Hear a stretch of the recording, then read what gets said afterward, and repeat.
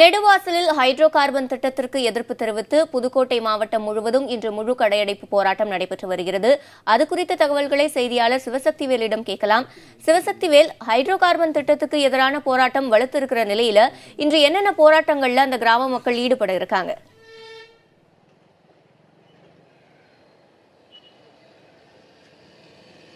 கடந்த 13 நாட்களாக நெடுவாசல் கிராமத்தில் ஹைட்ரோ கார்பன் திட்டம் எடுப்பதற்கு மத்திய அரசு அனுமதி அளித்ததை கண்டித்து அந்த பகுதி பொதுமக்கள் வீடுகளில் கருப்பு கொடி போராட்டம், கடையடைப்பு உள்ளிட்ட போராட்டங்களுக்கு அழைப்பு விடுக்கப்பட்டு முதல் கட்டமாக மாவட்ட ஆட்சியரிடம் மனு அளிப்பது, கையெழுத்து இயக்கம் நடத்துவது, ஊர் பொதுமக்கள் கூடி உண்ணாவிரதம் இருப்பது என பல கட்ட போராட்டங்களில் ஈடுபட்டு வந்தாங்க.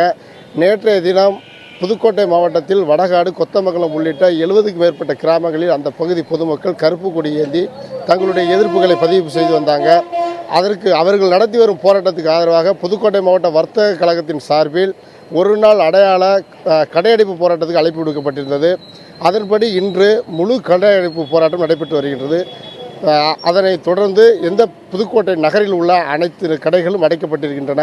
அதேபோல் மாவட்டத்தில் இதர பகுதிகளாக இருக்கக்கூடிய பொன்னமராவதி, அறந்தாங்கி, ஆலாங்கடி உள்ளிட்ட அனைத்து பகுதிகளிலும் முழு கடையடைப்பு நடந்துகிட்டு இருக்கு. சிவரஞ்சனி. சிவசக்திவேல், புதுக்கோட்டை மாவட்டம் நெடுவாசலில் மக்களின் போராட்டம் தொடங்கப்பட்டு இன்றோடு சரியாக 2 வாரங்கள் நிறைவடையவிருக்கிறது. இந்த தருணத்தில் தங்களது கோரிக்கையை அரசிடம் கொண்டு செல்ல போராட்டக் குழுவினர் தரப்பில் என்ன மாதிரியான முயற்சிகள் மேற்கொள்ளப்பட்டு வருகிறது?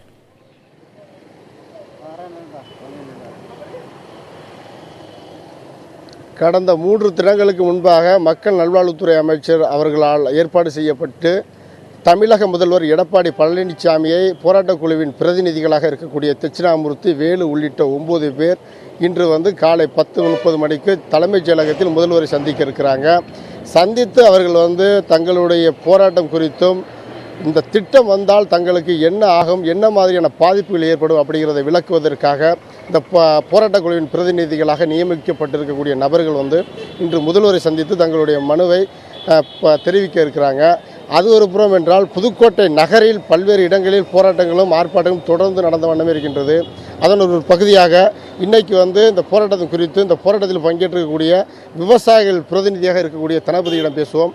இன்றைக்கி இந்த போராட்டங்கள், நீங்கள் பலகட்ட போராட்டங்களில் ஈடுபட்டீங்க. இன்றைக்கி இந்த போராட்டத்தில் கடையடைப்பு போராட்டங்கள் நடத்துறதுனால எந்த அளவுக்கு மத்திய அரசுக்கு அழுத்தம் கொடுக்க முடியும்னு நீங்கள் நினைக்கிறீங்க?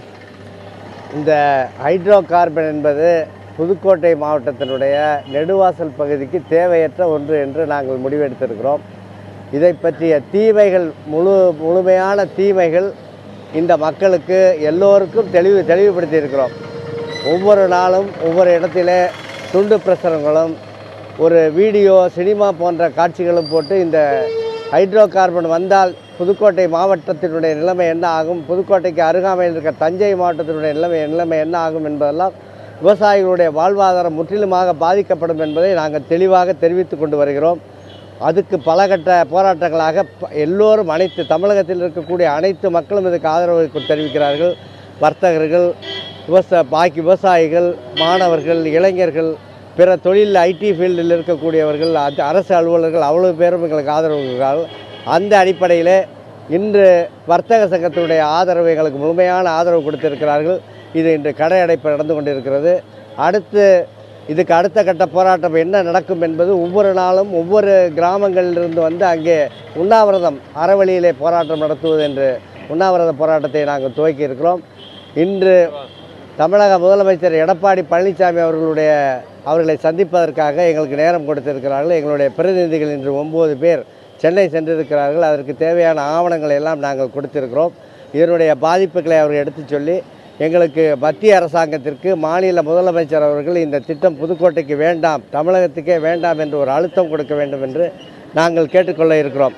எங்களுடைய கோரிக்கையை நிச்சயமாக தமிழக அரசு ஏற்றுக்கொள்ளும் என்ற நம்பிக்கை எங்களுக்கு இருக்கிறது. அந்த நம்பிக்கையின்படி அவர்கள் மத்திய அரசாங்கத்திற்கு அழுத்தம் கொடுத்து தமிழகத்திலே மீத்தேனாக இருந்தாலும் சரி, ஹைட்ரோ கார்பனாக இருந்தாலும் சரி, அல்லது ஷெல் கேஸாக இருந்தாலும் சரி, இது போன்ற மக்களுக்கு தீங்கு விளைவிக்கக்கூடிய, விவசாயிகளை எதிர்க்கக்கூடிய எந்த திட்டமும் கொடுக்கக்கூடாது என்று நாங்கள் வலியுறுத்த இருக்கிறோம். இது ஒரு புறம் என்றால், விவசாயிகள் கருத்து இதுவாக இருந்தால், கடையடைப்பு போராட்டத்தில் ஈடுபட்டு வரக்கூடிய ஒரு வியாபாரி ஒருத்தர் இருக்கிறார், அவரிடம் பேசுவோம். நீங்கள் இந்த கடையடைப்பு போராட்டத்தை நடத்திருக்கீங்க. இன்னைக்கு இந்த போராட்டத்தில் ஈடுபட்டதுனால உங்களுக்கு பெரிய அளவில் பாதிப்பு ஏற்பட்டிருக்கும். இருந்தாலும் அவர்களுக்கு உணர்வுபூர்வமாக உங்களுடைய ஆதரவை தெரிவிச்சிருக்கீங்க. அது குறித்து உங்களுடைய கருத்து? ஹைட்ரோ கார்பன் திட்டத்தினால் மக்களுக்கு கோபங்கள் அதிகரித்திருக்கிறது. விவசாய நிலங்களும் தண்ணீர்களும் தட்டுப்பாடுக்கான வழிவகுக்கும். இது இந்த இப்போ இன்னும் 50 ஆண்டு காலத்துக்கு அப்புறம் நம்மெல்லாம் புறநோயாளி ஆகிடுவோம். அனைவரும் புறநோயாளி ஆகிடுவோம். இந்த நாடு ஜப்பானில் குண்டு போட்ட ஜப்பானில் ஹிரோஷிமா நாகசாகி மாதிரி ஆயிரும். தமிழ்நாடு என்கிற ஒரு நகரம். இதற்கு மத்திய அரசாங்கம் இந்த சட்டத்தை எடுத்துடணும், நீக்கிடணும். அதுக்கப்புறம் எங்கள் மக்களிடம் ஒவ்வொருவரிடம் தனித்தனியாக கருத்து கேட்க வேண்டும். இந்த திட்டம் இல்லை, ஹைட்ரோ கார்பன் மட்டுமல்ல, எந்த திட்டமாக இருந்தாலும் எங்கள் மக்களிடம் கருத்துக்களை கேட்டு அதுக்கப்புறம் கண்டிப்பாக. இப்போ இவங்க சொல்ல வர்றது என்னன்னாக்கா, உடனடியாக கடையடைப்பு போராட்டத்தை நாங்கள் அறிவித்து அந்த போராட்டம் தொடங்கி நடைபெற்று வருகின்றது. இருந்தாலும் மத்திய அரசானது எங்களிடம் கருத்து கேட்பு நடத்தி போராட்டத்தை முடிவு கொண்டு வருவதற்கு நடவடிக்கை எடுக்க வேண்டும். இல்லையென்றால் இன்று முதல்வரை எங்களுடைய பிரதிநிதிகளை சந்தித்த பிறகு அடுத்த கட்ட போராட்டங்களை ஒன்று கூடி பெரிய அளவில் திட்டமிடுவோம் அப்படின்னு சொல்லியிருக்காங்க. புதுக்கோட்டை நகரை பொறுத்தளவுக்கு பேருந்துகள் வழக்கம் போல் ஓடினாலும் ஆட்டோக்கள் சேவை பாதிக்கப்பட்டு நிறுத்தப்பட்டுள்ளது. அது மட்டும் இல்லாது நகரில் பல இடங்களில் 90% கடைகள் இந்த நேரம் வரை அடைக்கப்பட்டிருக்கின்றது.